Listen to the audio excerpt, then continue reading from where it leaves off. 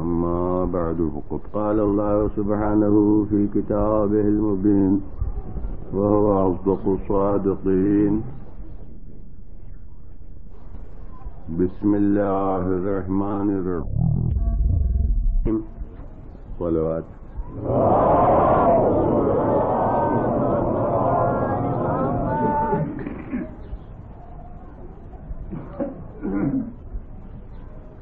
یہ وہ قرآن مجید کی آیت ہے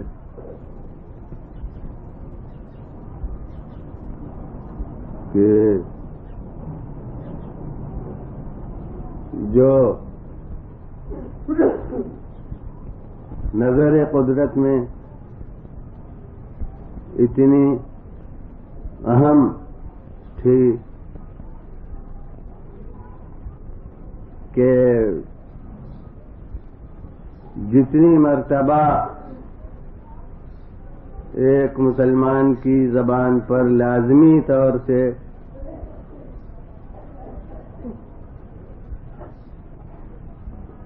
مگر ہاں ایک قید کے ساتھ کہ تعلیمات اہل بیت کے روح سے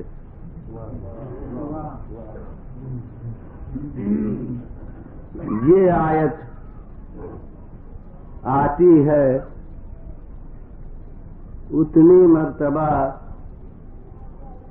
ضروری حیثیت سے کوئی آیت قرآن کی ایسی نہیں ہے جو قرآن کے ماننے والے کی زبان پر آئے.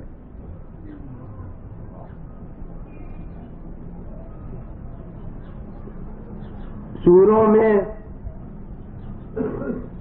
سب سے زیادہ یہ خصوصیت سورہ الحمد کو حاصل ہے اور اس سے زیادہ آیتوں میں یہ خصوصیت بسم اللہ کو حاصل ہے. سوروں میں سورہ حمد سب سے زیادہ، اس میں کسی خاص فرقہ اسلامی کی خصوصیت بھی نہیں ہے بلکہ تمام امت اسلامیہ کے نقطۂ نظر سے جتنی دفعہ سورہ الحمد زبان پر آئے گا وہ چاہے بسم اللہ کے نہ ہونے سے ذرا سا نامکمل ہو مگر بحیثیت سورہ جتنی دفعہ سورہ الحمد زبان پر آئے گا اتنی مرتبہ کوئی دوسرا سورہ زبان پر نہیں آ سکتا. اس لیے کہ نماز میں ہر دوسرا سورہ تو عدل بدل کے پڑھا جا سکتا ہے، کسی دوسرے سورے کا تعین بحیثیت وجوب نہیں ہے. یہ اور بات ہے کہ فضیلت قل هو اللہ کو ہے مگر فقہی حیثیت سے لازمی حکم قل هو اللہ پڑھنے کا کسی ایک رکعت میں بھی نہیں ہے.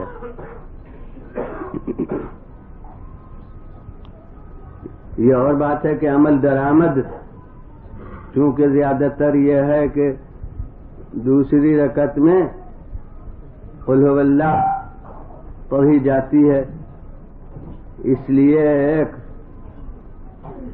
عالم دین نے جو نام کے عالم دین نہیں تھے بلکہ واقعی جنہوں نے برسوں نجف اشرف میں محنت کر کے اور عالم دین ہونے کے لقب کا استحقاق حاصل کیا تھا، انہوں نے ایک دفعہ نماز پڑھائی اور دوسری رکعت میں قل هو اللہ کے بجائے کوئی دوسرا سورہ پڑھ دیا تو ایک صاحب نماز توڑ کے سب سے الگ ہو گئے. اتنا ہی نہیں کہ نیت بدلی ہو، بلکہ مظاہرہ نیت بدلنے کا کیا. صرف نیت نہیں بلکہ جگہ بھی بدل دی. اور لوگوں نے جب پوچھا تو ان کا ان کی نماز کیا جو انہوں نے دوسری رکعت میں قل هو اللہ نہیں پڑھی، کیونکہ جو عمل درآمد ہو گیا وہ داخل مسلمات، اور داخل مسلمات ہی نہیں داخل عقائد. لہذا انہوں نے جب قل هو اللہ نہیں پڑھی تو اب ان کے پیچھے نمازی کہاں ہو سکتی تھی. میں نے یہ واقعہ کسی صاحب سے سنا، یہ ان بزرگوار سے، جن عالم دین سے یہ کا ان سے مجھ سے کوئی خاص ربط بھی نہیں تھا، مگر میں نے جس دن یہ واقعہ سنا تو عرصے تک میں نے پھر بدل بدل کے خود پڑھنا شروع کیا، تاکہ کم سے کم جو حضرات میرے یہاں شریک ہوتے ہیں ان کی یہ غلط فہمی دور ہو جائے. عرصے تک یہ کیا، کبھی پہلی رکعت میں قل هو اللہ پڑھ دی، دوسری رکعت میں کوئی دوسرا سورہ پڑھا، کبھی دونوں میں قل هو اللہ پڑھ دی، کبھی کسی میں نہیں پڑھی. غرض یہ کہ اس طرح سے عدل بدل کے میں نے پڑھنا شروع کر دیا کہ یہ ڈھرا جو عملاً چلا ہوا ہے یہ شرعاً کوئی معین حیثیت نہیں رکھتا. جب کم سے کم میرے یہاں کے شریک ہونے والوں کے لیے یہ بات پرانی ہو گئی تو پھر میں نے جو عام عمل درآمد ہے اس میں شروع کر دیا کہ دوسری رکعت میں قل هو اللہ پڑھنے لگا. تو حقیقت میں خصوصیت کوئی دوسری رکعت کی قل هو اللہ کے لیے نہیں ہے. یوں اگر انسان چاہے تو دونوں رکعتوں میں قل هو اللہ پڑھے اور دوسرے سوروں سے قل هو اللہ بہرحال شرعاً یہ ترجیح رکھتی ہے. جی ہاں، سب سے قل هو اللہ تمام دوسرے سوروں سے شرعاً یہ ترجیح رکھتی ہے، جو اختلافی مسئلہ نہیں ہے. سب متفق ہیں کہ اگر قل هو اللہ کی نیت ہو، ذہن میں ارادہ ہو اور بھولے سے کوئی دوسرا سورہ شروع کر دے تو اس سورے سے پھر عدول قل هو اللہ کی جانب جو کہ اس کا قصد تھا، یعنی بیچ میں اس سورے کو چھوڑ کے قل هو اللہ پڑھ سکتا ہے. لیکن اگر کوئی دوسرا سورہ پڑھنا چاہتا ہو اور قل هو اللہ بھول کے شروع کر دی تو اب عدول اس سے کسی اور سورے کی طرف جائز نہیں ہے. یہ نہیں کہ افضل نہیں ہے یا ثواب نہیں، بلکہ عدول سورہ قل هو اللہ سے کسی دوسرے سورے کی طرف جائز نہیں ہے. تو اب اس سے آپ اہمیت محسوس کر سکتے ہیں کہ قل هو اللہ کو اور دوسرے سوروں کی بنسبت نظر قدرت میں زیادہ اہمیت حاصل ہے. چنانچہ حضرت امیر المومنین علی ابن ابی طالب علیہ الصلوۃ والسلام یمن تشریف لے گئے اور لوگوں کو مسلسل آپ کے ساتھ جماعت میں شریک ہونے کا موقع ملا. تو آپ نے ہر رکعت میں الحمد کے بعد قل هو اللہ پڑھی، جتنی نمازیں پڑھائیں. تو اس وقت بھی کون کہتا ہے کہ اس وقت کے مسلمانوں کو ایک معزز لقب مل گیا تو سب خواص تھے، ان میں بھی عوام تھے. تو ان میں بھی ایسے تھے کہ جو اس عمل کو خلاف مسلمات سمجھے. چنانچہ خود جناب امیر علیہ السلام سے تو گویا ہمت نہیں ہوئی پوچھنے کی، یا ایک بھی وجہ یہ ہوتی ہے کہ جس کا معاملہ ہے اس سے نہ پوچھو.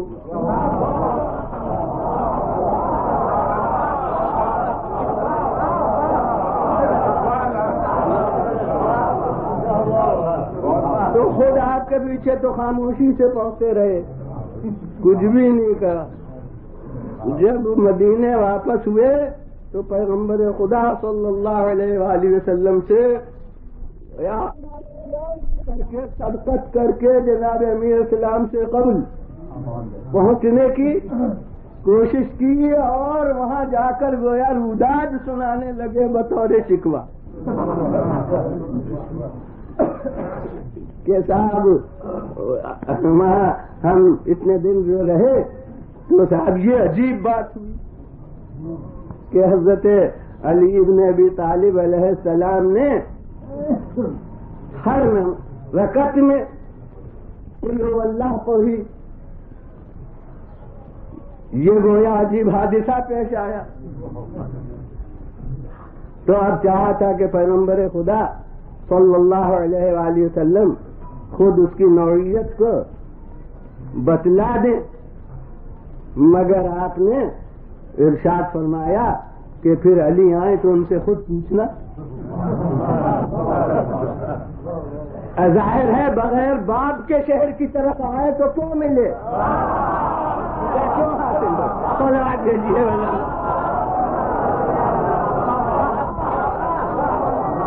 پھر بلند آواز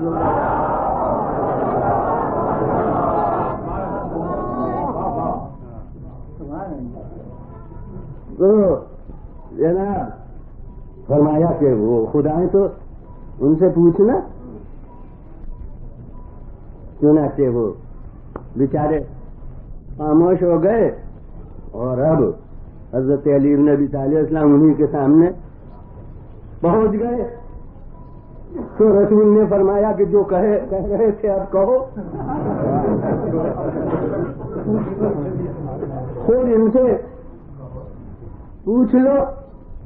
اب اس میں یہ بھی مصلحت ہے کہ یہ غلط فہمی نہ ہو کہ حضرت علی گویا اسے ضروری سمجھتے ہیں، اور گویا حکم شرعی رسول میں اور ان میں کچھ اختلاف ہے کہ پیغمبر نے تو یہ نہیں بتایا ہے کہ دونوں رکعتوں میں قل هو اللہ، اور انہوں نے یہ کیا تو شاید یہ اسے ضروری سمجھتے ہیں. تو رسول نے فرمایا کہ اب ان سے پوچھو. آپ نے فرمایا کیا بات. اب وہ ذرا جھجکے، ذرا رکے، تو پیغمبر نے خود ارشاد فرمایا. ان کے سوال کو پیغمبر نے اب ان کی جانب سے پیش کیا کہ یہ کہنے کو میرے پاس آئے تھے کہ تم نے دونوں رکعتوں میں برابر قل هو اللہ پڑھی. تو حضرت امیر المومنین السلام نے فرمایا کہ یا رسول اللہ وہ کوئی خاص بات نہیں ہے، مجھے یہ سورہ میرے ذوق کے لحاظ سے زیادہ پسند ہے. معلوم ہوا کہ وہ اصولی قواعد اور قوانین الگ ہوتے ہیں، اور پھر بھی معصومین کا ذاتی ذوق بدل سکتا ہے کہ کسی کو کوئی شے پسند ہو، کسی کو کوئی شے پسند ہو. تو آپ فرماتے ہیں کہ مجھے یہ سورہ زیادہ پسند ہے. یعنی عمل کی پابندی سے یہ مطلب نہیں ہے کہ میرا نظریہ یہی ہے، بلکہ میرا ذاتی ذوق یہ ہے.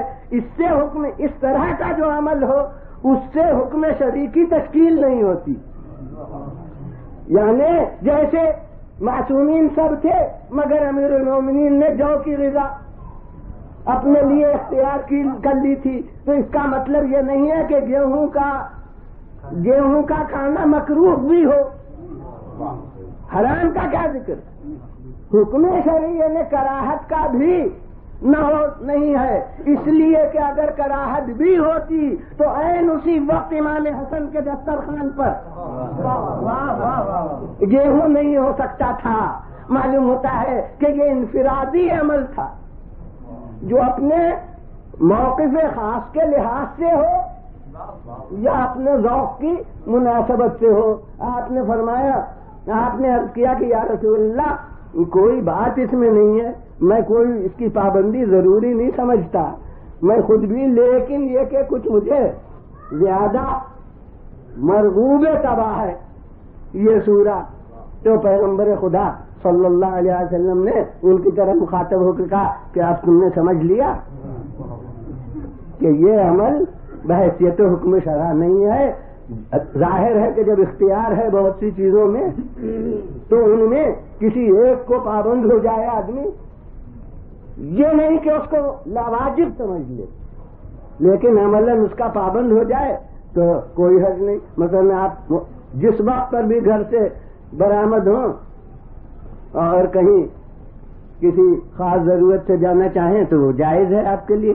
اب آپ وضع کی پابندی کے طور پر کسی ایک کے ان میں سے اپنے لیے یہ نہیں کہ واجب شرعی سمجھ لیں، بلکہ اس لیے کہ ہم اس وقت جایا کرتے ہیں تو اسی وقت جائیں گے، تو اس میں اس پابندی سے حکم شرعی کی تشکیل نہیں ہوتی۔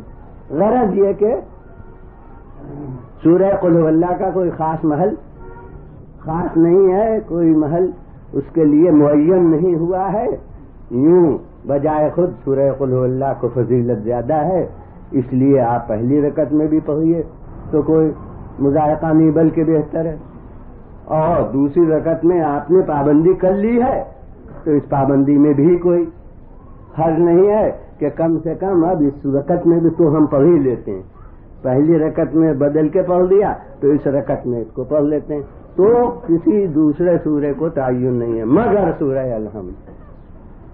اس کے لیے کہہ دیا گیا کہ لا صلاۃ الا بفاتحۃ الکتاب، سوا سورہ حمد کے نماز ہو ہی نہیں سکتی، نماز بغیر فاتحۃ الکتاب نہیں ہو سکتی۔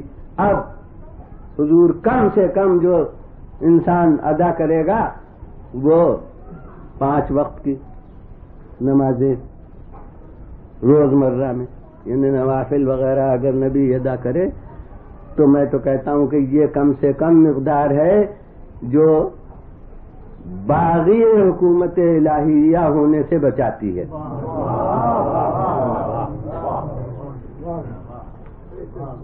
تو یہ 5 وقت کی نماز تو لازماً ہر مسلمان کو پڑھنا ہے، اور ہر پہلی اور دوسری رکعت میں ضروری طور پر سورہ الحمد پڑھنا ہوگا۔ اس کا مطلب یہ ہے کہ شب و روز میں کم از کم 10 مرتبہ تو یہ سورہ کم سے کم حضور 5 وقت کی نمازیں ہیں اور ہر 2 رکعت میں اس کو پڑھنا ہے تو 10 مرتبہ لازمی طور پر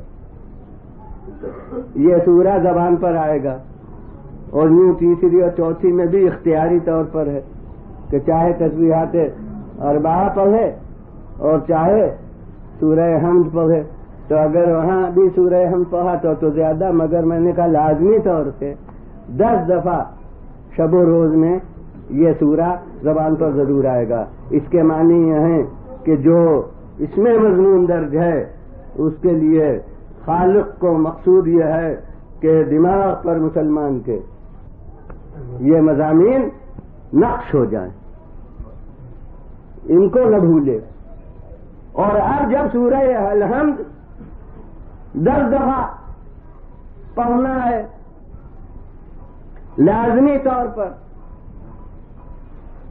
اور بسم اللہ اس سورے کا بھی جز اور دوسرا سورہ جو اس کے ساتھ پڑھنا ہے، جو تبدیل چاہے ہو مگر وہ سورہ حمد ہی نہیں ہوگا، کوئی دوسرا سورہ ہوگا، یعنی سورہ حمد کا تعین تو ضرور ہے مگر اسی کو دوہرا کے آپ نہیں پڑھ سکتے، دوسرا سورہ آپ کوئی بدل کے لازمن پڑھیں گے، خواہ انا اعطینا پڑھیں، خواہ قل هو اللہ پڑھیں، خواہ کوئی سورہ پڑھیں، تو وہ دوسرا سورہ آپ جو پڑھیں گے اس میں بھی بسم اللہ لازمن کہیں گے۔ تو اگر سورہ حمد حضور 10 دفعہ بسم اللہ کے ساتھ پڑھنا ضروری ہے، تو اب جب دوسرے سورے میں بھی بسم اللہ ہے تو بسم اللہ لازمی طور سے 20 مرتبہ زبان پر جاری ہونا ہے، ایک دفعہ سورہ الحمد کے ساتھ اور ایک دفعہ اس دوسرے سورے کے ساتھ کہ جو سورہ الحمد کے ساتھ پڑھا جائے گا، اس لیے کہ اہل بیت کی تعلیم کی روشنی میں بسم اللہ ہر سورے کا جز ہے سوائے سورہ برات کے، جو نماز میں کوئی نہیں پڑھتا ہوگا۔ تو جناب جو بھی دوسرا سورہ پڑھے گا تو بسم اللہ اس کا جز ہے۔ تو 20 مرتبہ شب و روز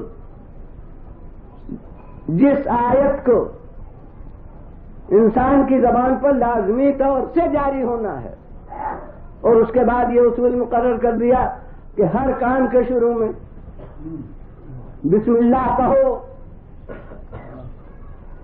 یہاں تک کہ کھانے میں اگر ابتدا میں بھول گئے ہو تو جہاں یاد آئے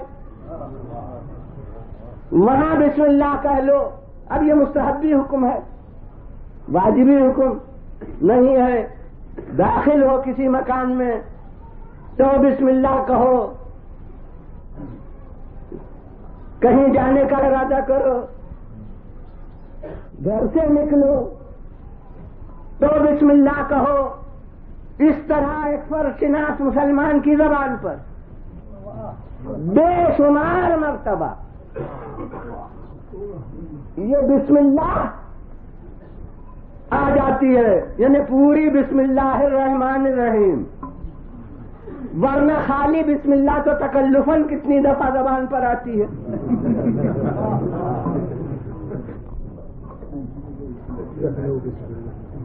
مگر پوری بسم اللہ الرحمن الرحیم جو آیت قرآن ہے وہ کتنی دفعہ سوتے میں فرش خواب پر گئے تو بسم اللہ الرحمن الرحیم، جاگے تو تکیے سے سر اٹھایا تو بسم اللہ الرحمن الرحیم، یعنی زندگی کے ہر موڑ پر اس آیت کا پہرا بیٹھا ہوا ہے۔ تو اب اس آیت میں جو چیز ہے وہ اتنی اہم ہے کہ ہر مسلمان کے دماغ پر اسے نقش ہونا ضروری ہے، اور جبھی تو اس آیت کی یہ اہمیت تھی کہ امیر المومنین نے رات بھر بسم اللہ الرحمن الرحیم کی تفسیر ابن عباس سے بیان کی۔ پورے سورہ حمد کی نہیں تھی، صرف بسم اللہ الرحمن الرحیم کی تفسیر رات بھر بیان فرمائی، اور اس کے بعد فرمایا کہ لو زادن اللیل لزدناک، اگر رات ہمیں کچھ اور گنجائش دیتی تو ابھی ہم کچھ اور بیان کرتے۔ میں کہتا ہوں کہ اس سے متکلم کی وسعت نظر، وسعت ذہن، وسعت علم تو نمایاں ہے، لیکن سننے والے کی وسعت ظرف کی بھی تصدیق ہے۔ اس کے معنی ہے کہ ابن عباس میں ابھی سننے اور سمجھنے کی صلاحیت تھی، نہ کہنے والے کے علم میں کمی تھی، نہ سننے والے کے ظرف میں تنگی تھی، مگر ظرف زمان کی کمی تھی۔ کیا آپ نے ارشاد فرمایا کہ رات ختم ہو گئی اس لیے مجبوراً اب ہم اسے ختم کرتے ہیں، اور یہی وہ منزل ہے جہاں ابن عباس نے پھر یہ جملہ کہا ہے اس شب کے آپ کے بیانات کے متعلق کہ کنت ارى نفسی فی جنبہ کالفوارۃ فی جنب البحر المسعنجر، میں اپنے کو آپ کے پہلو میں ایسا پا رہا تھا جیسے بحر زخار کے پہلو میں ایک فوارہ ہو.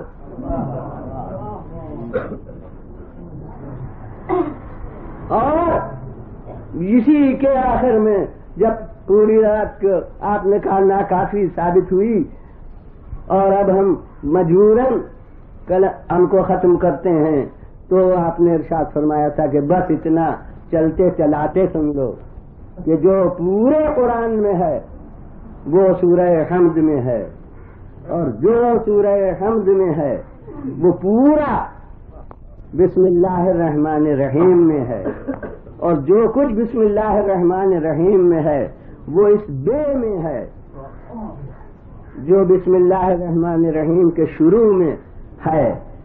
اور اسی کا تتمہ یہ کہ وَأَنَا النُّقْطَةُ تَحْتَ الْبَاءِ، اور میں وہ نقطہ ہوں جو بے کے نیچے دیا جاتا ہے. اس کے معنی یہ ہیں کہ پورا قرآن سورہ حمد میں، اور جب سورہ حمد پورا بسم اللہ میں تو پورا قرآن بسم اللہ الرحمن الرحیم میں، اور جب پورا قرآن بسم اللہ الرحمن الرحیم میں اور بسم اللہ الرحمن الرحیم پوری دو بائے بسم اللہ میں، تو پورا قرآن بائے بسم اللہ میں. اور علی نے کہا کہ میں وہ نقطہ ہوں جو بے کے نیچے ہوتا ہے. اب بس اس نقطے کی نوعیت جہاں تک کہ میرے ظرف فہم میں وسعت ہے وہ میں عرض کروں کہ جو بھی حرف ہے بے کے سوا وہ اگر نقطہ نہ ہو تو کچھ نہ کچھ پڑھ لیا جائے گا. جیم میں نقطہ نہ ہو اور خے میں نہ ہو تو ہے پڑھ لی جائے گی. زواد میں نقطہ نہ ہو تو سواد پڑھ لیا جائے گا. زوئے میں نقطہ نہ ہو تو حضور توئے پڑھ لیا جائے گا. ہر حرف اگر اس میں نقطہ نہ ہو تو یا وہی سا حرف پڑھ لیا جائے گا، جیسے یہ کے نیچے نقطے نہ ہو تب بھی یہ ہی پڑھیے گا، کیونکہ اس کے ہم شکل کوئی دوسرا حرف انفرادی طور پر ہے ہی نہیں. تو ہر حرف ایسا ہے کہ اگر نقطہ نہ ہو تو کچھ نہ کچھ پڑھ لیا جائے گا. لیکن یہ بے کی کشش وہ ہے کہ اگر نقطہ نہ ہو تو کچھ پڑھا ہی نہیں جا سکے گا، اس لیے کہ ہر شکل میں اس کی نقطہ لازمی ہے. اگر تے ہے تو 2 نقطے ہونا چاہیے، سے ہے تو 3 نقطے ہونا چاہیے. اگر 2-3 نقطے نہ ہوئے ایک ہی نقطہ ہوا تو بے ہے. لیکن اگر نقطہ نہ ہو اور ترکیب ہے نہیں کہ قبل اور بعد کے حروف بتائیں کہ کیا ہے، بس صفحہ کاغذ پر یہ کشش ہے، صرف یہ کشش ہے.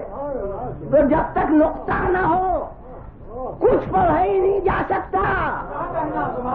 اور پورا قرآن ہے اس بے میں، تو اس کا مطلب یہ کہ میں نہ ہوں تو قرآن کچھ سمجھ نہیں. تشریف لائیے ڈائمنڈ کیسٹ سینٹر، نزدیک شیعہ کالج، بزاگال، لکھنؤ.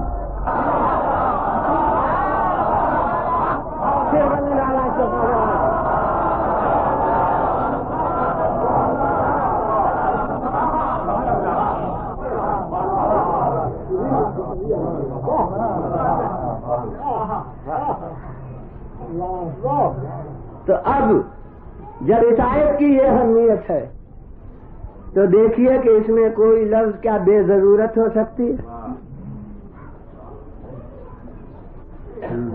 ایک آیت اور وہ مختصر اور جسے ہر سورے کا جز بنانا ہے،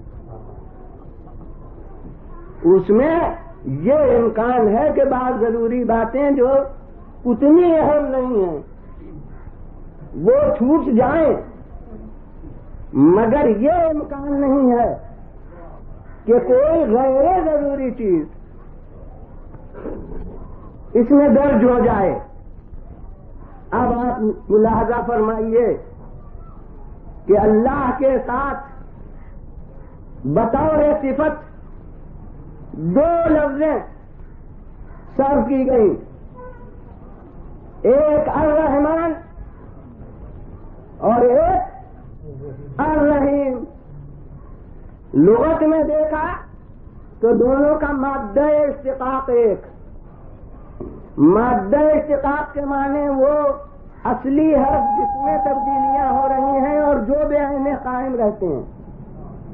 تو وہ رے اور ہے اور میم یہ اصلی حرف ہیں. انہیں مختلف ساخت کے لحاظ سے لفظیں بن رہی ہیں. ماضی ہوا تو رحیمہ ہو گیا, مضارع ہوا تو یرحمو ہو گیا, اور جناب اسی میں فرض کیجئے کہ اس میں فاعل بنایا تو جناب راحم صاحب ہو گئے.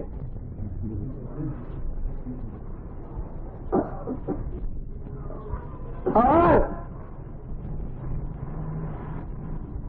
حضور والا اسی میں مبالغہ پیدا کیا اسی رحم میں. تو دو لفظیں ایک ساتھ بنی, رحمان بھی مبالغہ یعنی زیادہ رحم والا, اور رحیم بھی مبالغہ یعنی زیادہ رحم والا. تو مادہ دونوں حرفوں کا لغت کے اعتبار سے دونوں لفظوں کا بالکل ایک. اس لیے لغت کی مدد سے ترجمہ کیا تو رحمان کے بھی معنی رحم والا, بوا رحم والا صحیح, اور رحیم کے بھی معنی بوا رحم والا. اب ذرا غور کیجئے کہ اتنی اہم آیت جو اتنے لازمی حیثیت سے جسے دہرانا ہے اور جسے پیش کرنا ہے اور جسے اتنی لازمی اہمیت رکھتی ہے, اور اس میں ایک ہی بات کو دو لفظوں میں کہا جائے بلا تبدیلی کے, صرف لفظوں کا فرق, تو یہ کیا بلاغت قرآنی اس کی متحمل ہے. معلوم ہوتا ہے کہ لغت سے پورا قرآن کیسا, بسم اللہ ہی نہیں چلتی آگے.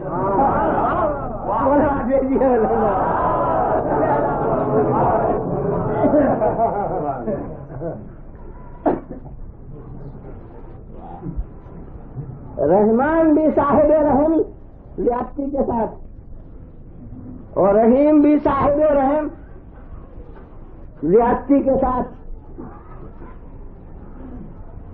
لغت کہہ رہا ہے دونوں کا مادہ اشتقاق ایک, دونوں اس میں فاعل کا مفہوم دیتے ہیں مبالغے کے ساتھ, یعنی ساخت میں بھی کوئی خاص فرق پیدا نہیں ہوتا.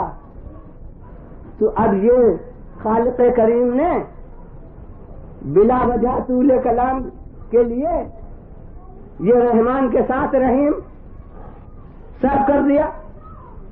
یہ بسم اللہ الرحمن فقط کیوں نہ کہا, بسم اللہ الرحیم فقط کیوں نہ کہہ دیا. یہ دونوں لفظیں ایک ساتھ آخر کس واسطے صرف کی, تو لغت سے سہارا نہیں دے سکتا. اب کوئی زبادان متکلم ہو وہ بتائے, خاصیتیں کچھ دونوں لفظوں کی الگ الگ ہیں. یعنی رحیم ہم اللہ کے سوا دوسروں کو بھی کہہ سکتے ہیں. جو آدمی رحم دل ہو اس کو ہم رحیم کہہ لیتے ہیں, اس کے بھی معنی بڑا مہربان. یہاں تک کہ کوئی کہے کہ ہم کہتے ہیں غلط کہتے ہیں, جب خدا کے ناموں میں ہے تو ہم دوسرے کو کہیں ہی کیوں. تو اسے کیا کیا جائے کہ قرآن نے بھی کہا ہے, پیغمبر کو کہا ہے کہ بالمومنین رؤوف رحیم. رؤوف بھی اسماء خدا میں سے اور رحیم بھی اسماء خدا میں سے, مگر دونوں لفظیں صرف کر دی گئی قرآن میں رسول کے لیے کہ یہ مومنین کے ساتھ رؤوف رحیم ہے. رافت کے معنی شفقت کے ہیں, رحیم کے معنی رحمت کے ہیں. تو رؤوف بھی کہہ دیا, رحیم بھی کہہ دیا رسول کو. تو رحیم کی لفظ غیر اللہ کے لیے بھی صرف ہوتی ہے, لیکن رحمان اللہ کے سوا کسی دوسرے کو نہ کبھی کہا گیا، نہ آئندہ کوئی کہے تو درست ہوگا۔ رحمان کسی کا لقب نہیں ہو سکتا، نہ رحمان کسی کو بطور وصف کہہ سکتے ہیں۔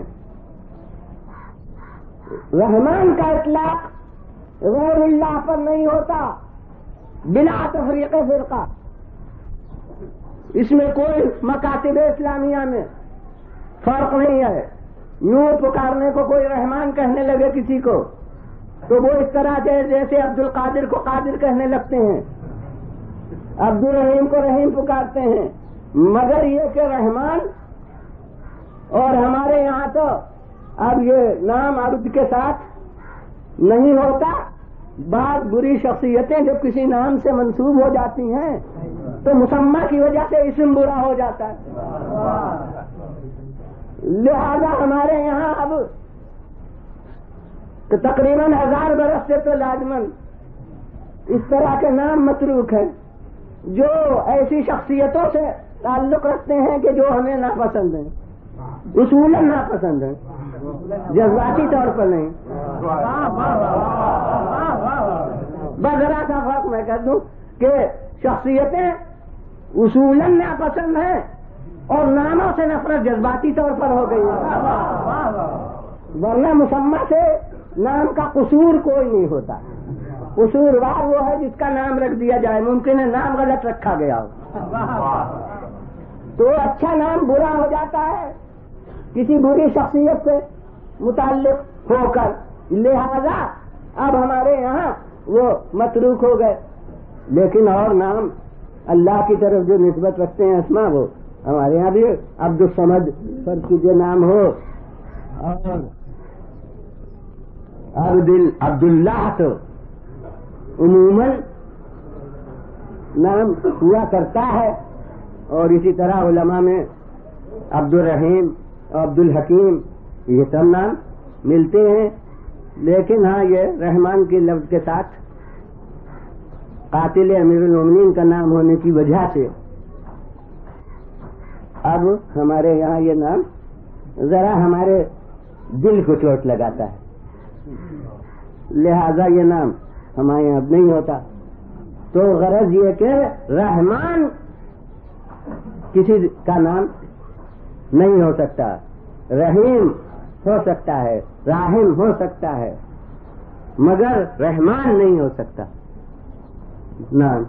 اب اس سے پتہ مجملاً چلا کہ کچھ تو ہے فرق، مفہوم میں ان دونوں ناموں کے کچھ تو ہے فرق، ورنہ آخر طریقے استعمال میں یہ فرق کیوں ہوتا؟ اب میں نے جو لفظ پہلے استعمال کی تھی وہی مجھے ملتی ہے کہ جو زبادان قدرت تھے انہوں نے اس ہمارے گمشدہ حقیقت کو کہ فرق ان میں کیا ہے بیان کیا، اور اب ہمارے ضمیر نے بھی اسے قبول کیا، اسے امام جعفر صادق علیہ الصلاۃ والسلام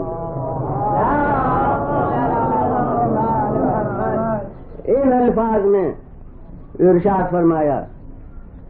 پہلے تو جو ان دونوں میں فرق ہے اسے مجمل لفظوں میں بتایا ہے، پھر اس کی تفصیل دوسری حدیث میں بتائی ہے۔ ایک جگہ تو مجملاً اس فرق کو نمایاں کیا ہے کہ الرحمن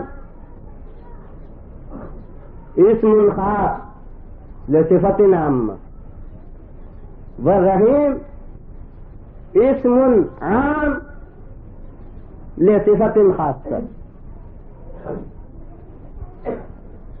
اس میں بھی اتنی متانت ہے، متن وہ ہوتا ہے جس کے لیے شرح کی ضرورت ہو، تو اس میں بھی اتنی متانت ہے کہ اگر معصوم کی خود دوسری حدیث نہ ہوتی تو ہم اس سے نتیجے تک نہ پہنچ سکتے۔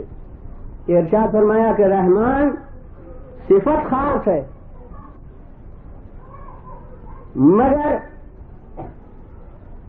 ایک ایسی چیز سے یہ صفت متعلق ہے، یہ نام متعلق ہے کہ وہ عام ہے۔ تعلق اس کا عام ہے، اور رحیم صفت عام ہے،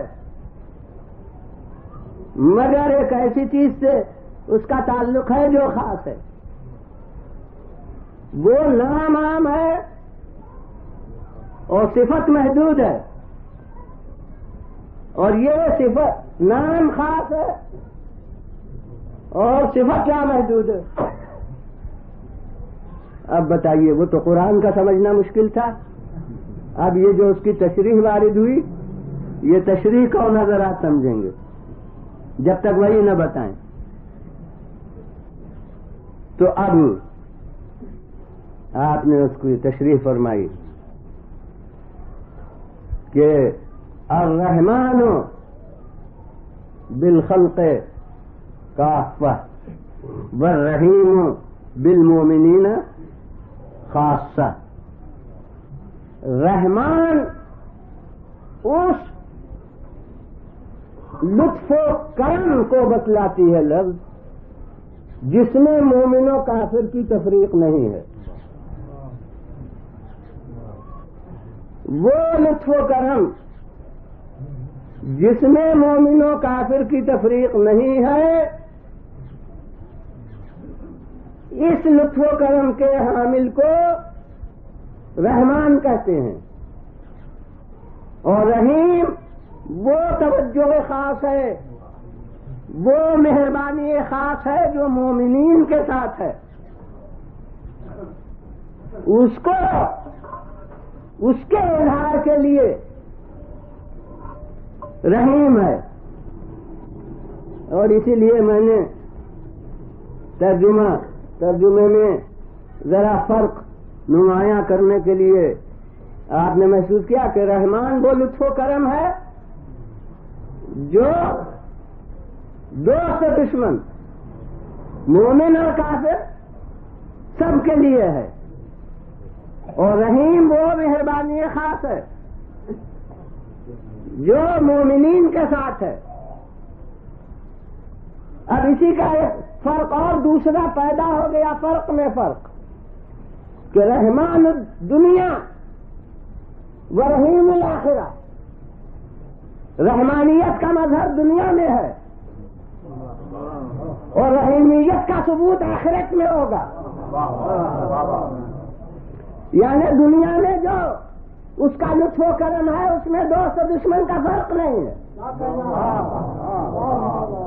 اور مومنین کے ساتھ جو خصوصی مہربانیاں ہوں گی ان کا اصل محل آخرت ہے. تو رحمانیت کا ظہور دنیا میں ہے اور رحیمیت کا ظہور آخرت میں ہے.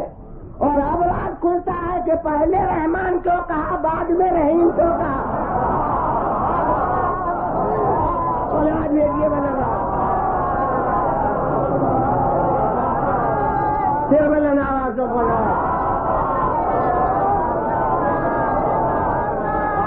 اور اب اس ارشاد کے بعد سورہ حمد کی ابتدائی آیتوں کے ساتھ اور ربط کا ظہور ہوتا ہے.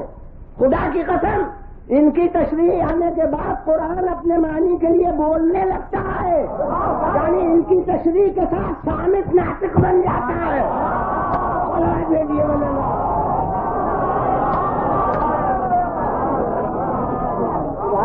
آپ دیکھیے سورہ حمد کی ابتدائی آیتوں کے ساتھ الحمدللہ رب العالمین، درمیان میں ایک کڑی وہی آئی جو سورہ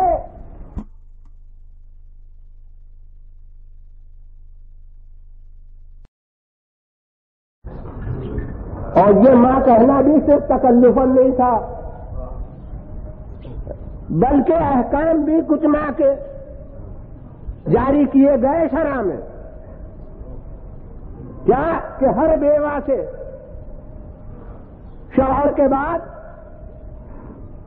عدہ گزرنے کے بعد اب جائز ہے، مگر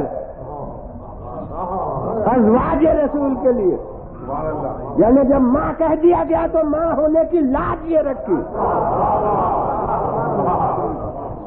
کہ اب کسی مسلمان کو کسی وقت بھی تصور کا حق نہیں ہے یہ بھی کوئی روایت نہیں قرآن کی آیت کا جز لا ان تنکحوا ازواجہ من بعدہ ابدا. تمہارے لیے یہ حق نہیں ہے کہ تم ازواج رسول سے ان کے بعد بھی کبھی تصور شادی کرنے کا کرو. تو معلوم ہوا کہ احکام بھی ماں کے رکھ دیے گئے، مگر پردے کے حکم میں یہ اہمیت تھی کہ ماں کہنے کے باوجود پھر بھی پردے کے حکم میں کمی نہیں کی، بلکہ اور زیادتی کر دی. حضور تمام خواتین کے لیے عموماً تو پردہ صرف چہرے اور جسم کا ہے. اسی وجہ سے عراق اور ایران میں بھی برقع و چادر میں نہا ہو کر عورتیں حرم وغیرہ میں آتی ہیں اور ضروریات کے لیے جاتی ہیں تو واجب مقدار پردے کی، صرف قد و قامت اور چہرے کے پردے کی ہے. لیکن ازواج رسول کے لیے 4 دیواری کا پردہ واجب کر دیا. ارشاد فرمایا کرنا فی بیوتکن، اپنے گھروں میں قرار و سکون کے ساتھ بیٹھو. اس کے معنی ہے کہ برقع و چادر میں نہا ہو کر بھی تمہارے لیے باہر آنا روا نہیں ہے. اب اپنے اپنے اجتہاد سے کسی نے کتنا عمل کیا ہو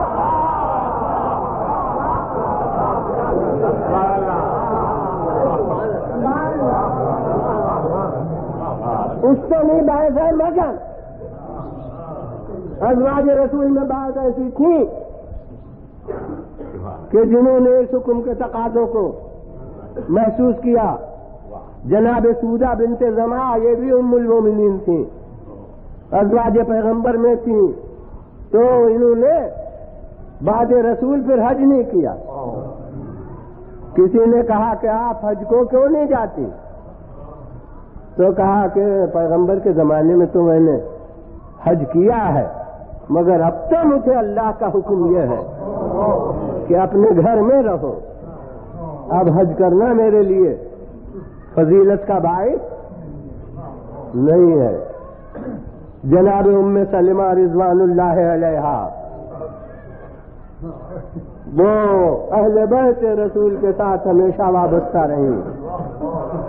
انہوں نے زوجیت رسول کی لاج رکھی. تو جناب اگر شریعت میں سیاست کا دخل ہوتا تو جب ادھر سے علی کے مقابلے میں کوئی ام المومنین آئی تو علاج بالمثل کے طور پر علی اپنے ساتھ ایسے ہی شرف کی کسی نمائندہ کو لے کر جاتے، مگر وہ دنیا والے ہیں جو فرائض کے مقابلے میں سیاست کو ترجیح دیتے ہیں. علی کو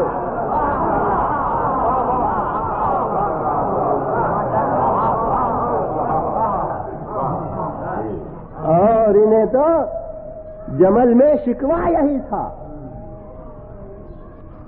طلحہ اور زبیر کو پکار کے کہا ہے کہ مجھے تو سب سے بڑی شکایت تم سے یہ ہے کہ تم نے اپنے ازواج کو تو گھروں میں رکھا اور یہ پیغمبر کی حرمت کو تم میدان میں اپنے مقاصد کے لیے لائے ہو. یہ ان کا عمل تھا کہ انہوں نے یہ کیا. اور حضرت علی بن ابی طالب علیہ السلام ظاہر ہے کہ یہ لانا تو ان کا فعل تھا، لیکن انہوں نے حرمت کو رسول کے اس میدان جنگ میں بھی قائم رکھا جس وقت گھمسان کی لڑائی ہو رہی ہے، جس وقت میں کہ ہاتھ کٹ کٹ کے گر رہے ہیں، سر قلم ہو کے گر رہے ہیں، اور جناب خلق خدا پہ بھیڑیا دھسان ہوتی ہے تو وہ جناب اونٹ ہودج کو لیے ہوئے کھڑا ہے اور مسلمان جان دیے ہوئے ہیں اس اونٹ کی حفاظت میں. نفسیات سے واقف امیر المومنین نے فرمایا کہ جب تک یہ اونٹ کھڑا رہے گا تب تک یہ جانتے ہو کوشش کیے جائیں گے کسی طرح سے یہ اونٹ گر جائے اور تو پھر یہ پورا مجمع منتشر ہو جائے گا. اور یہی وہ موقع ہے کل جس کا ذکر میں نے کیا تھا کہ آپ نے جناب محمد حنفیہ کو علم دیا اور کہا کہ جاؤ دیکھو اب تمہارا کام یہ ہے کہ اس اونٹ کو تم گراؤ. اور جناب محمد حنفیہ آگے بڑھے تو تیروں کی بارش ہوئی اور ان کے قدم رکے. امیر المومنین نے فرمایا کیوں بہتے کیوں نہیں؟ انہوں نے کہا کہ ملاحظہ فرمائیے کہ تیر کیسے آ رہے ہیں. آپ نے فرمایا کہ اچھا یہ تیروں کی وجہ سے تم نہیں جا سکتے، لاؤ علم مجھے دو. علم ہاتھ میں لیا اور اب حسن مجتبیٰ کو پکارا. کہا بیٹے دیکھو وہ حوض وہ اونٹ جو ہے وہاں تک تمہیں جانا ہے. اور بس حسن مجتبیٰ نے علم ہاتھ میں لیا اور آگے بڑھے تو اسی طرح تیروں کی بارش ہوئی مگر حسن مجتبیٰ کو تیر روک نہیں سکے. اور آپ پہنچے اور نیزہ اپنا اونٹ کے سینے پر لگایا اور بس ادھر دیکھیے وہ اور ہوتے ہوں گے جو جوش جنگ میں فرائض کو بھول جائے. ادھر وہ اونٹ گرنے لگا اور امیر المومنین پکارا محمد ابن ابی بکر اب تمہارا کام ہے کہ جا کے بہن کی اپنی حفاظت کرو. اور اب محمد ابن ابی بکر پہنچے اور انہوں نے جا کے حوض کو سنبھالا اور باطمینان زمین پر اسے پہنچایا. اور اب ام المومنین کو ذرا محسوس ہوئی بات کہ یہ کون مرد ہے جو میرے حوض کے قریب آیا ہے. اور انہوں نے کہا یہ کوئی غیر نہیں ہے، میں ہوں آپ کا بھائی ہوں. اور اس کے بعد جب بصرے تک پہنچا دیا بصرے میں لے گئے تو امیر المومنین نے دریافت کرایا کہ بتائیے اب کیا ارادہ ہے. انہوں نے کہا میں تو بصرے ہی میں قیام کروں گی. کہا نہیں میں تو اسی گھر میں پہنچاؤں گا جہاں پیغمبر چھوڑ گئے تھے، لہذا وہاں کہا پھر اگر آپ کی یہی مرضی ہے تو یہی صحیح. اب امیر المومنین نے حفاظت کا یہ سامان کیا کہ عورتوں کی ایک جماعت کو مردانہ لباس میں، اور عرب میں جنگ کا لباس جو ہوتا تھا اس میں چہرے نظر نہیں آتے تھے، وہ خود ہوتا تھا اور وہ جھلم ہوتی تھی اس لیے چہرے مخفی ہو جایا کرتے تھے. تو جنگی لباس میں کچھ عورتوں کی جماعت تھی جسے بحیثیت محافظ ساتھ بھیجا، مدینے لے جا کر پہنچایا. تو جب ام المومنین مدینے پہنچی تو ان سے دریافت کرایا آپ نے کہ کوئی تکلیف تو نہیں ہوئی. کسی نے پوچھا کہ کوئی تکلیف تو نہیں ہوئی؟ کہا نہیں تکلیف تو کچھ نہیں ہوئی مگر علی نے مجھے مردوں کے محاصرے میں بھیجا ہے. میں کہتا ہوں کہ علی نے ضمیر کو بیدار تو کر دیا.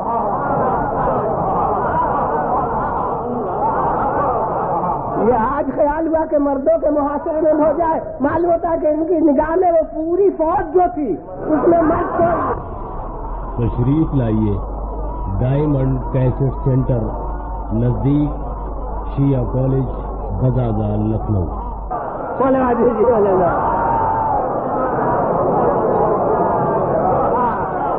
پھر بلند آواز سے پڑھا.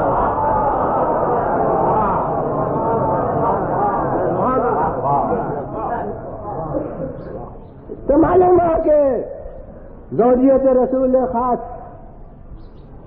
شرف کا حامل رشتہ ہے، تو اس کی وجہ سے دیکھیے پردے کے حکم میں کمی نہیں ہوئی بلکہ زیادتی ہو گئی. اور اب بال اتفاق وہ ذات جو بدعت الرسول ہے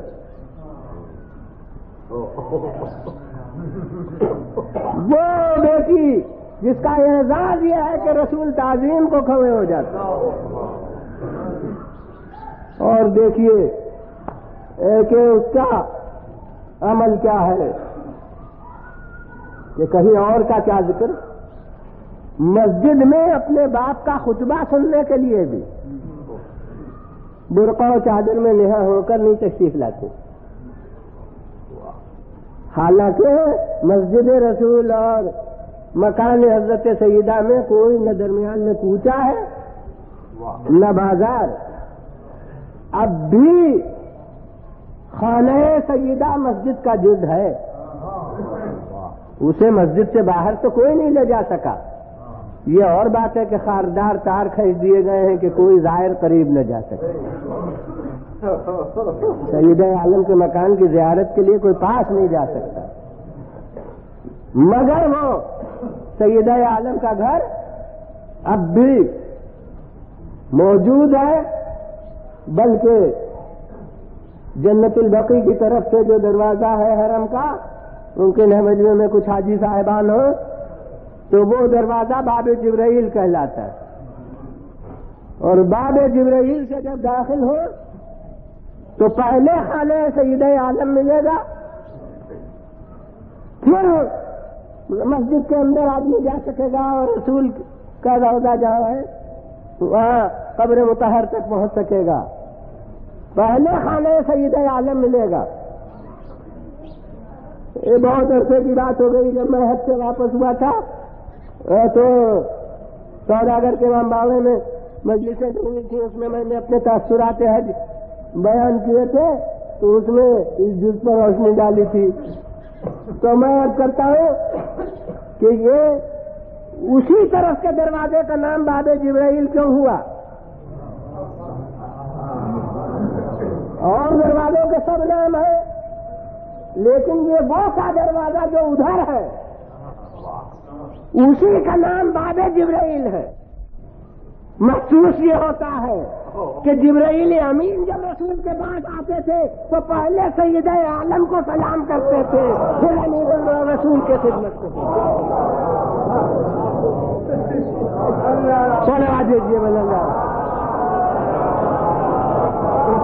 پھر بلند آواز تو ایسی بیوی اور اس کا یہ عمل. اور یہ نہیں ہے کہ باپ کے خطبے کے سننے کا اشتیاق نہ ہو. اشتیاق تو اتنا تھا کہ جب بیٹا جاتا تھا حضرت امام حسن تو دریافت کر لیتی تھی کہ تمہارے جد بزرگان نے آج کیا بیان کیا، اور حسن مجتبیٰ پورا خطبہ مضمون خطبے کا سنا دیا کرتے تھے. تو یہ سیدہ عالم کا عمل ہے. ہاں بے شک ایک منزل ایسی آئی کہ جہاں حکم الہی سے سیدہ عالم کو بیرون مدینہ جانا پڑا. وہ کون؟ مباہلے کی منزل.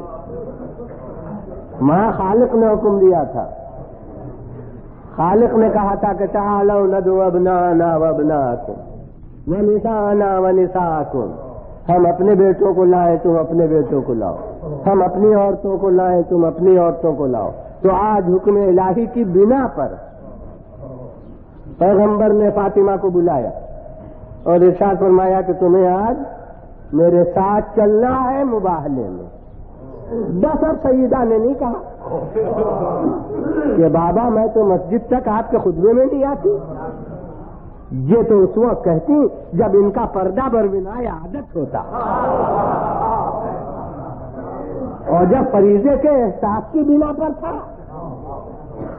تو جیسے شب ہجرت علی نے یہ نہیں کہا کہ بستر پر سو رہوں اور آج عبادت سے کرو، ویسے ہی فاطمہ یہ نہیں کہتی کہ آج آپ کے ساتھ چلو، اور جو اپنا پردے کا معیار ہے اسے نہ کریں لکھو.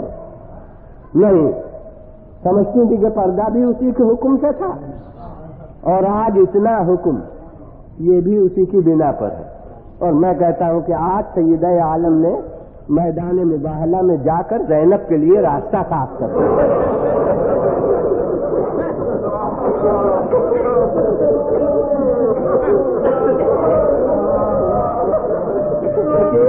کی یہ وقت کی بات ہے، مجھے اتنی ہی ضرورت ہوئی، لیکن اگر کبھی دین خدا کو ضرورت ہو جائے تو کسی حال میں کہیں جانے میں عذر نہ کرنا۔ مگر کربلا میں بھی وقار خواتین کو کتنا محفوظ رکھا گیا۔ حضور کربلا کی ایسی منزل، وہاں تمام اور اصول جہاد ٹوٹ گئے تھے۔ جہاد میں عمر بھی تو مقرر ہے، اتنی عمر سے کم نہ ہو۔ بدر میں بہت سے بچے آنا چاہتے تھے، پیغمبر واپس کر دیتے تھے کہ نہیں تمہارا کام نہیں۔ احد میں بہت سے بچوں نے جانا چاہا، آپ نے واپس کر دیا کہ ابھی یہ بلوغ کی منزل تک نہیں پہنچا۔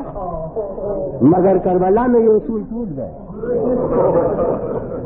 کربلا میں عمر کی کوئی قید نہیں رہی، یہاں نہ عمر کے زیادہ ہونے کی قید رہی، نہ عمر کے کم ہونے کی قید رہی۔ یہاں اگر زیادتی عمر کی ہے تو مسلم ابن اوسجہ بھی آج سپاہی ہیں، حبیب ابن مظاہر بھی سپاہی ہیں، اور ایک بوڑھا مجاہد وہ تو ایسا ہے، عبد الرحمن ابن عبد رب، یہ اصحاب رسول میں سے ہیں کہ مولا خود ہی 57 برس کے ہیں۔ یہ پیری کا دور ہوتا ہے، مگر یہ کہ جب یہ مجاہد میدان میں گیا ہے تو اب یہاں وہ جو ہمارے مرثیہ گو حضرات نے نظم کیا ہے وہ تاریخ کا بیان ہے کہ انہوں نے بھویں اپنی رومال سے باندھی، انہوں نے کمر پر اپنی پٹکا کسا، یعنی بڑھاپے میں امکانی حد تک قوت عزم کے تناسب سے جوان بنے۔ اور اس کے بعد میدان میں گئے تو عجیب منظر ہے یہاں تاریخ میں کہ ان کے جہاد کو امام دیکھ رہے تھے اور رو رہے تھے، رو رہے تھے، اور رونے کے ساتھ یہ جملہ تھا کہ رحمک اللہ یا شیخ، اے بوڑھے اللہ اپنی رحمت پر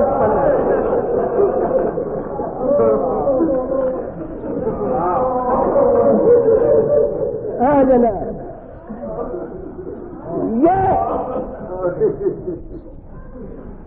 دیہاتوں کی منزل ہے جو دیہات سے مستثنا نہیں رہے۔ اور بچے آپ کو معلوم ہے کہ وہاں بلوغ کی قید نہیں رہی، ورنہ قاسم بن الحسن وہ تو تاریخ میں ہے کہ لم یبلغ الحلم، حد بلوغ تک نہیں پہنچے تھے، مگر کربلا کی منزل میں مجاہد جناب قاسم بھی ہیں، اور ارباب اعضاء اگر مباہلے کے میدان میں پیغمبر خدا حسین کو اپنے ساتھ لائے تھے، دو بھائی ساتھ ساتھ تھے، ایک حسن اور ایک حسین۔ حسن مجتبیٰ اپنے پیروں سے جا رہے تھے اور حسین کو گود میں لائے۔ تو کربلا میں حسین نے بھی دونوں بھائیوں کا معیار پیش کر دیا۔ بڑے بھائی کی بزرگی ترقی کر کے علی اکبر تک پہنچے گی، اور چھوٹے بھائی کا چھوٹا ہونا یہ ترقی کر کے علی اصغر تک پہنچے گی۔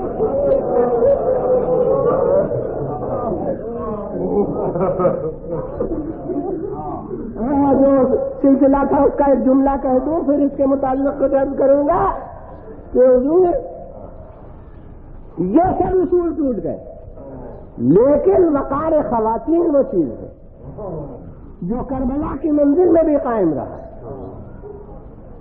کل کہہ چکا کہ وہ عبداللہ ابن عمیر کی زوجہ جو مادر وہب کے نام سے مشہور ہے، جو جب میدان میں آئی تو مولا نے یہی پکار کے فرمایا کہ عورتوں پر سے جہاد ساقط ہے۔ معلوم ہوتا ہے کہ یہ عورتوں کے بارے میں یہ تقاضا وقار کا یہ کربلا کی ایسی منزل تک میں قائم رکھا گیا مگر بچے کربلا کے میدان میں وہاں عمر کی قید نہیں ہے. حسین نانا کے گود میں جب آئے ہیں تو چند برس کے تو تھے، مگر کربلا میں جو سب سے چھوٹا تھا وہ ہر ایک کو معلوم ہے کہ 6 مہینے کا. جناب قاسم کا حال تو انشاءاللہ بیان کل ہوگا، مگر ضمن کہ قاسم کو اپنی کمسنی کی بنا پر تردد تھا، کیونکہ خاندان رسالت کا بچہ تھا، روایات اسلامی پیش نظر سے جانتا تھا کہ کمسنی سنگ راہ بن جاتی ہے. تو نہ جانے کب کب یہ سوچتے رہے تھے کہ کہیں ہماری کمسنی باعث محرومی نہ ہو جائے.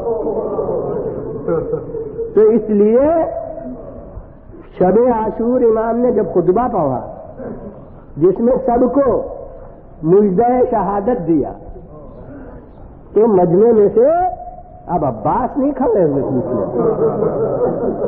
علی اکبر پوچھنے نہیں کھڑے ہوئے، مگر قاسم کھڑے ہو گئے.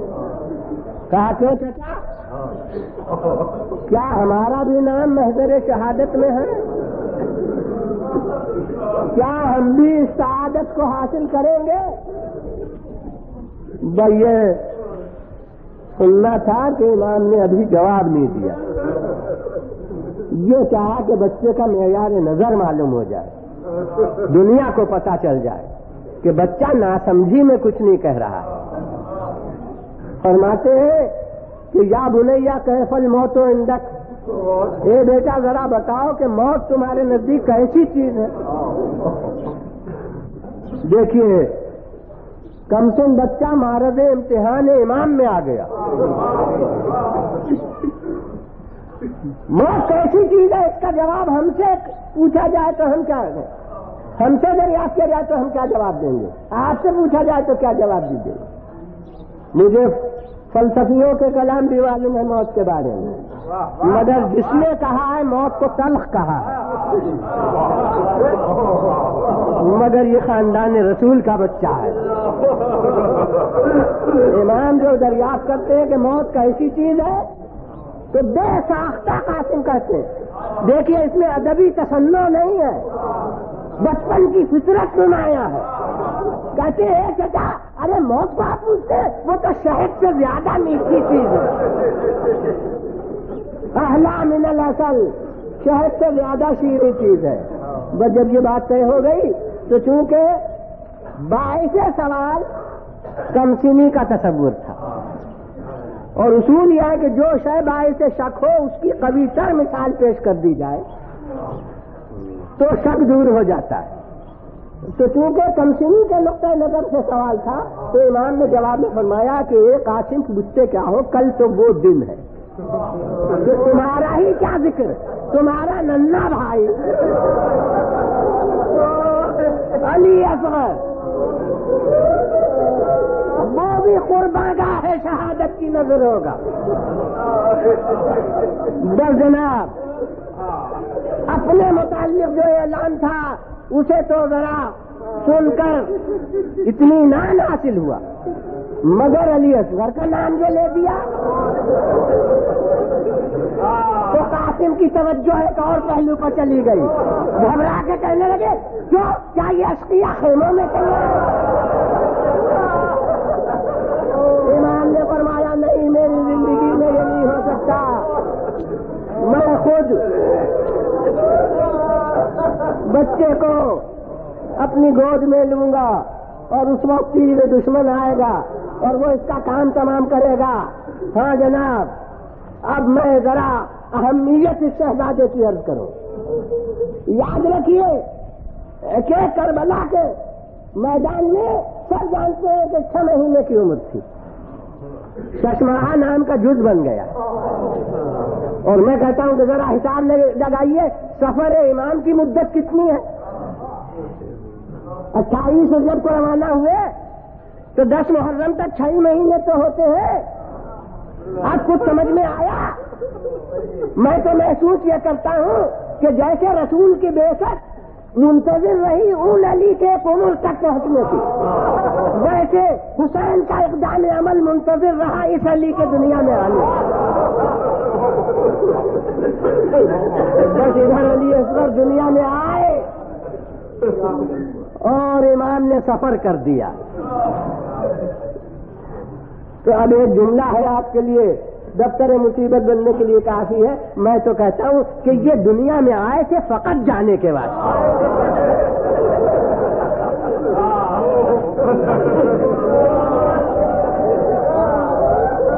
اور اب علی اصغر کی زندگی کا ہر دن حسین کے سفر کی ایک منزل ہے، اور جب حسین کا سفر آخری منزل تک پہنچا تو علی اصغر کی عمر اختتام تک پہنچی۔ اور میں کہتا ہوں کہ وہ عمر اختتام تک کیا پہنچی، بلکہ اس کی سرحدیں حیات ابد کے ساتھ مل گئی۔ جو غور کیجئے کہ 10 محرم تک علی اکبر اور علی اصغر میں چھوٹے بڑے کا فرق تھا، مگر 10 محرم کے بعد جو عمر علی اکبر کی ہے وہی علی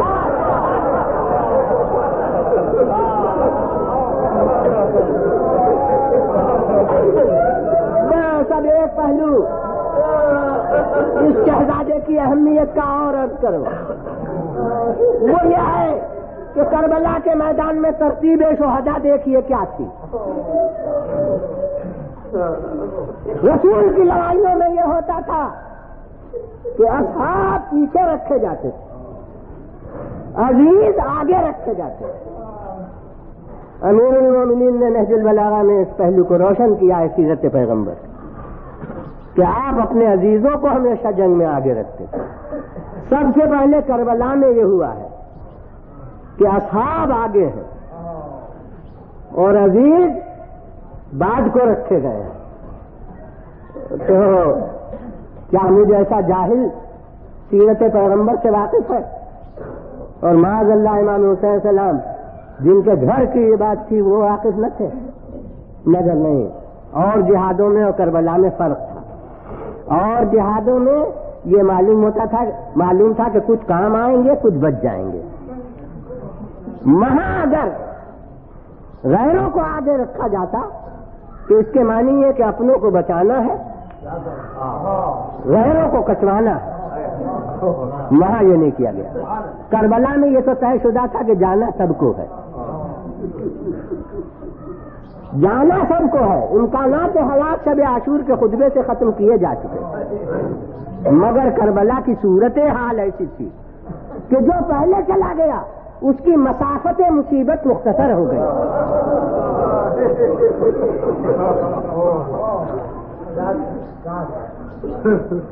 پیاسی کو دیکھ لیجئے، تمازت آفتاب کے ساتھ پیاس کا طوفان بہ رہا ہے، تو اس لیے اور ابھی آیا ہے تو ابھی جائے۔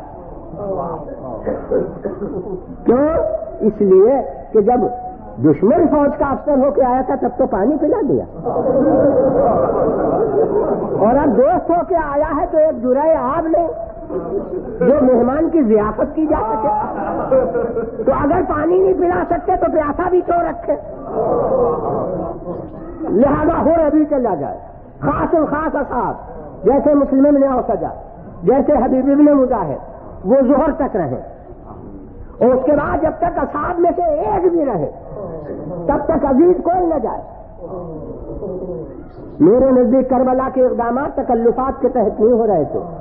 یہ نہیں ہے کہ عزیزوں نے جانا چاہا ہو اور اصحاب نے سر پیروں پر رکھ دیا ہو کہ ہم نہیں جانے دیں گے۔ مجھے تو یہ محسوس ہوتا ہے کہ امام کی طرف سے حکمن روکا گیا تھا کہ خبردار جب تک اصحاب میں سے ایک بھی رہے کوئی عزیز نہ جائے۔ ارے اے علی اکبر، تمہیں کیا حق ہے کہ کوثر پہ جا کے پیاس بجھا لو اور میرا حدیث کیا ہے؟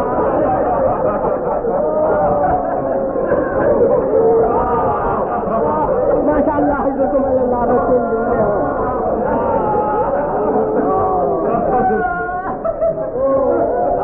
جب اصحاب میں سے کوئی نہ رہے تب عزیزوں کی باری آئے، اور عزیزوں میں بھی اور محمد پہلے چلے جائے، اولاد عقیل پہلے چلی جائے، برابر کا بھائی ابو الفضل العباس بات کے لیے رہے. یہ جوان علی اکبر بات کے لیے رہے. اب آپ نے ملاحظہ فرمایا جس کی قوت برداشت پر بھروسہ زیادہ ہے اسے آخر تک کے لیے رکھا ہے. بس اب میں بارگاہ حسین میں عرض کرتا ہوں کہ اے مولا یہاں تک میری منطق نے ساتھ دیا, میرے فلسفے نے ساتھ دیا, میں نے سمجھا بھی اور مجمع کو سمجھا بھی لیا, مگر اے مولا یہ علی اکبر کے بھی بات, یہ عباس کے بھی بات, یہ 6 مہینے کی جان, یہ شہزادہ علی اصغر ارباب اعضا حسین کے ہاتھوں پر شہزادہ ہے, حسین کے ہاتھوں پر شہزادہ ہے. میں کہتا ہوں حسین کو داد دوں کہ بچے کو اتنی دیر سنبھالا کہ دشمن نے کام تمام کیا, یا علی اصغر کو داد دوں کہ اپنے کو سنبھالا, اپنے کو سنبھالا, یہاں تک کہ دشمن کے تیر نے کام تمام کیا, ہاتھوں پر علی اصغر ہیں. اب میں فاتح خیبر کو صدا دیتا ہوں کہ مولا آپ فیصلہ کیجئے کہ در خیبر کا وزن زیادہ تھا. youtube.com کے لیے مہاکوی مرزا جمال کی پیشکش.